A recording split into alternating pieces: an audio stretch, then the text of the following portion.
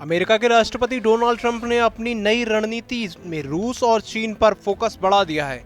कई महीनों तक भारत को रूस का सहयोगी मानकर निशाना बनाने के बाद अब उन्होंने चीन को अपना मुख्य दुश्मन घोषित किया है। ट्रंप ने रूस से तेल खरीदने और भारत की आलोचना की, लेकिन अब चीन पर 50 से 100% तक टैरिफ लगाने की मांग कर रहे हैं। उनका मानना है कि ऐसा करने से चीन की रूस पर पकड़ कमजोर होगी। इस रणनीति से भारत चीन अमेरिका के रिश्ते में नई राजनीतिक उठापटक की संभावना बढ़ गई है। ट्रंप ने हाल ही में नाटो देशों से अपील की है कि वे रूस से तेल खरीदना बंद करें और रूस पर कड़े प्रतिबंध लगाएं। उन्होंने कहा कि नाटो की प्रतिबद्धता कमजोर है और कुछ सदस्य अभी भी रूस से तेल खरीद रहे हैं। ट्रंप ने यह भी साफ किया कि जब नाटो एकमत हो जाएगा तो वे प्रतिबंध लगाने को तैयार हैं। इसके अलावा ट्रंप ने चीन पर भारी टैरिफ लगाने की मांग भी की ताकि चीन की रूस पर पकड़ टूटे। उन्होंने इसे रूस यूक्रेन युद्ध खत्म करने की दिशा में एक महत्वपूर्ण कदम बताया। ट्रंप का मानना है कि चीन रूस के सबसे बड़े समर्थकों में से एक है। उन्होंने कहा कि चीन पर 50 से 100% टैरिफ लगाने से चीन पर बड़ा आर्थिक दबाव बनेगा। यह भी माना जा रहा है कि यह रणनीति रूस और चीन के बीच रिश्ते को कमजोर करने के लिए है। हालांकि इस कदम में अमेरिका चीन संबंधों में और तनाव बढ़ाने की आशंका है। इस कदम को अमेरिका की बदलती रणनीति का हिस्सा माना जा रहा है और अब भारत को छोड़ चीन पर केंद्रित हो गई है। ट्रंप प्रशासन ने भारत को महीनों तक रूस से सहयोगी बताते हुए तीखी आलोचना की थी। व्यापार वार्ता में भी तनाव बढ़ा, जिससे भारत के खिलाफ 25% टैरिफ और अतिरिक्त जुर्माने की बात की, लेकिन भारत ने इस दबाव के आगे झुकने से इनकार किया। मोदी सरकार ने साफ किया कि किसी भी तरीके की धमकी वह अपने डेयरी और कृषि क्षेत्रों की सुरक्षा नहीं छोड़ेगी।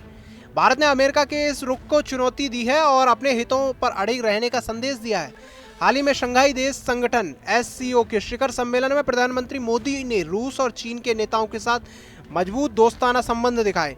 यह तस्वीरें अमेरिका के लिए एक चेतावनी है। भारत मॉस्को और बीजिंग के करीब हो रहा है। ट्रंप प्रशासन की बेचैनी इस वजह से बढ़ी है क्योंकि भारत और अमेरिकी दबाव के खिलाफ एक मजबूत संगठन के रूप में उभरा है। हालांकि ट्रंप ने चीन पर कड़े टैरिफ लगाने की बात की, लेकिन हाल ही में उन्होंने प्रधानमंत्री मोदी को महान प्रधानमंत्री और प्रिय मित्र कहा है। अमेरिकी वित्त मंत्री स्कॉट बेसेंट ने भी मध्यस्थता की भूमिका निभाना शुरू किया है। इस बदलाव के पीछे घरेलू और विदेशी दोनों कारण हैं। घरेलू राजनीतिक दबाव और भारत का चीन रूस से संबंध बढ़ता जुड़ाव। वर्तमान में अमेरिका भारत के साथ संबंध सुधारना चाहता है ताकि क्षेत्रीय संतुलन बना रहे। इस पूरे विवाद के बीच ट्रंप की नई रणनीति साफ हो गई है। भारत को कुछ हद तक छोड़कर चीन पर कड़ा आर्थिक और राजनीतिक दबाव बनाना है। भारत के रूस और चीन के साथ बढ़ते संबंध अमेरिका के लिए एक बड़ी चुनौती बन सकते हैं। यह रणनीति क्षेत्रीय और वैश्विक राजनीति में कई बड़े बदलाव ला सकती है, खासकर एशिया प्रशांत क्षेत्र में शक्ति संतुलन को प्रभावित कर सकती है। आने वाले समय में इस विवाद का असर कैसे होगा, यह जानना बेहद महत्वपूर्ण होगा। अमेरिका की सत्ता में दोबारा वापसी करने वाले राष्ट्रपति डोनाल्ड ट्रंप के फैसले का प्रभाव न सिर्फ अमेरिका बल्कि पूरे विश्व में देखने को मिल रहा है, चाहे वह वैश्विक व्यापार की हो या फिर इकोनॉमी। यहाँ तक ट्रंप प्रशासन की गूंज सुनाई दे रही है। अब देखना होगा इस चुनौतीपूर्ण समय में ट्रंप प्रशासन किस तरीके से निपटारा पाता है। और जिस अमेरिका में कभी स्थिरता रहती थी, आज वहाँ पर अस्थिरता है।